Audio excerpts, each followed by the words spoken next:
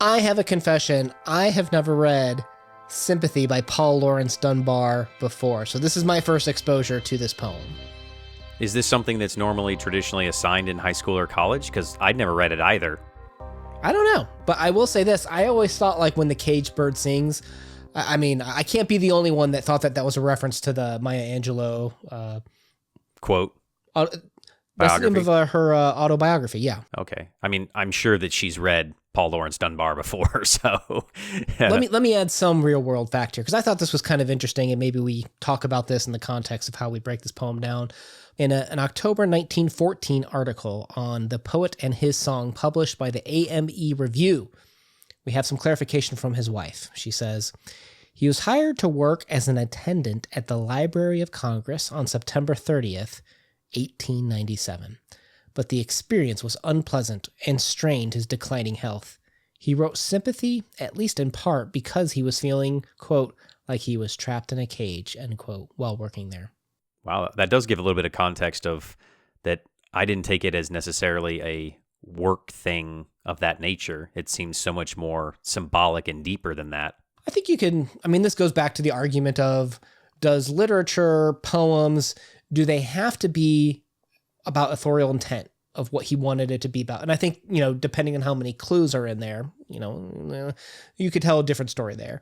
Or do you just leave it completely up to the reader, their own devices, no research, just reacting to the text, right? This is one of those texts that I think is reactive, right? Like I think a lot of different people can feel oppressed or unable to do something, and this poem can speak to that. Definitely. I feel that because it says, a caged bird, that you feel oppressed, you feel locked in place, that you can't do anything. And I think that can speak to a lot of people, whether that's in a relationship or your job or whatever it may be.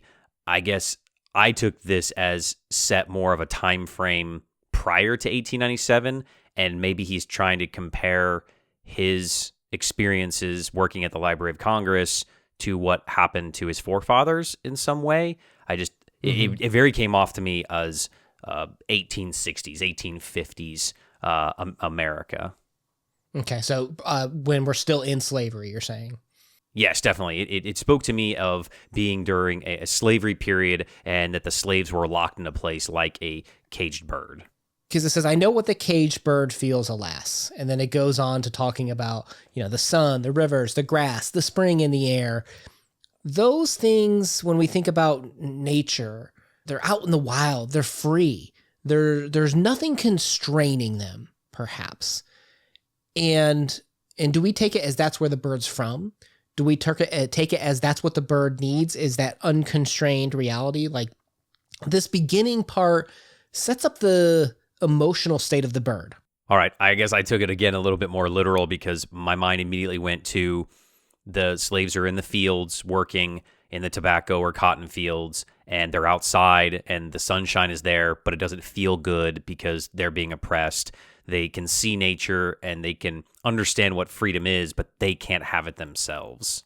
And I think that's similar to what I was thinking, right? Because the bird is in a cage, right? Like he's not in those things, but those are the things that he wants. Right. Yeah, exactly. So we get a tone of sorrow. I think we kind of agree with that. And it's the second stanza where we see that the caged bird beats his wings till its blood is red on the cruel bar. So now we start to bring in the violence, right? We start to bring in how the bird is pushing back on the cage, but it's being forced back to its perch, right? I have a guess as to how you interpreted that. You want to tell me what it is? Your guess, I'm sure, would be 100% right. This is the fighting back. This is the Civil War where the oppressed are rising up. And I think that I love this part of the poem, and this stanza might be my favorite because I think it alludes to what I feel a lot of times when people are trying to inspire change, that words can only take you so far. And I think that I've said this before, and I've stolen this from Sam Harris, that he said there's basically two ways that we communicate: through our words, whether that be through some type of art form like painting, music, literature, etc., and violence, our fists, or i.e. weapons. And I think that this is to the point where, like, I realize in the poem, to me, that the bird that is caged is not going to talk its way out of that cage. That's not going to happen. And that fighting back is going to be the only option in order to secure its freedom. A revolution, right? Something needs to change. We need to change what the status quo is, per se. A violent change. Well, and you can even take it from post-slavery era, like, this was coming out in late 1800s, 1897, that you still have Jim Crow. You still have a lot of, separation in terms of what people are being deprived of rights, in terms of segregated activities, in terms of not being able to go to certain areas based on your skin color, that regardless of the era, I think it's not that we all can relate to slavery, but we can all relate to that feeling of being deprived of something that you feel this should be given to everyone. Whether we think about the birds, the sky, nature, like that, I think most people agree is a universal gift to humanity, to put it poetically, right? But I think we all get that feeling of when we can't get to that something. I guess the biggest comparison I can have is a very weird feeling. Was I was working once, and this is so dumb, but it really was a psychological trip. I had to clean the walls of this building. This building is huge. It was an old school, and all the walls are white. Okay, it's like 3rd grade, 4th grade, so you have kids that draw on it with pencil and eraser, just dumb stuff like that. And you had these special chemicals that would clean it. And it sounds weird, but I remember on the 3rd day just staring into white. Like this bright white wall as I'm sitting here cleaning it. Like something started to happen in my brain. I started to freak out. Like I really did. And what solved it was I needed that freedom. I needed that release, the change of scenery. And I had to go outside and breathe the air in order just to calm myself down. I realized this is not really that dramatic of a situation, but I think we can all relate to that feeling of, whoa, something's got to change. I got to get out of this, like that feeling. And obviously their situation is much worse. Theirs being, if you look at the author being African-American, writing in 1897, how do they get out of that, right? Like there's a lot of times that they're deprived of certain things that I think it's a very emotional poem. Oh, for sure. I think yours was probably the bleach got to your head and you were about ready to pass out. But it was a purple chemical. I don't know what was in it. Yeah. But on a more serious note, literally the name of the poem is Sympathy. Of what does that mean to have sympathy versus empathy? And I think that you can be sympathetic to this. No, you can't empathize necessarily because you and I have never lived that lives. We'll never live that life. And even Dunbar himself didn't necessarily live the atrocities of slavery, but he's adjacent to it. And so he can sympathize with his forefathers that he can't go to the bathroom. He can't sit a certain place on the bus. He can't use a drinking fountain. He can't go to certain stores. All those things are restricted to him. And he does feel trapped. And that he's starting to understand maybe what his grandparents went through on some minute level. I really like the idea at the end with the bird making the noise, calling out. Is it crying?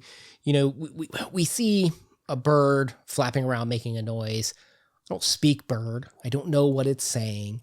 And I don't know, sometimes it might be chirping out of happiness. Maybe it's actually very scared, like there's a predator nearby that I didn't see or something like that. And it makes me think, too, because you remember Paul Laurence Dunbar, he's also the one that wrote the We Wear the Mask that we covered.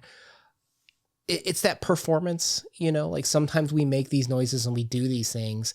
And I don't know if other people, to your point about sympathy, understand really the pain or the emotions behind some of our actions, right? Like so easily can we assume someone's just trying to get attention or just trying to make noise.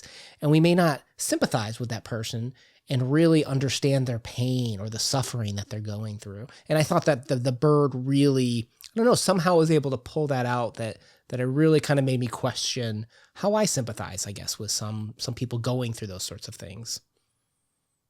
Well, I think the key line there to understand that this is not a positive thing, is I know that I thought about it, like what would be the argument, kind of against what you were saying of this idea that maybe the cage is there protecting them, right? The bird is in the wild and there is a panther or a cheetah or, I don't know, a weasel or something that wants to eat the bird, and it's safe inside the cage. And there was always that argument, and I've seen that in some, very I'll call them interesting history books, of that, slavery was good for them because it gave them purpose and it gave the slaves structure, and, they wouldn't know any better, that it's a good thing that the cage, they're protecting the bird from all the nasties of, the world. But I think the line, it was not a carol of joy or glee.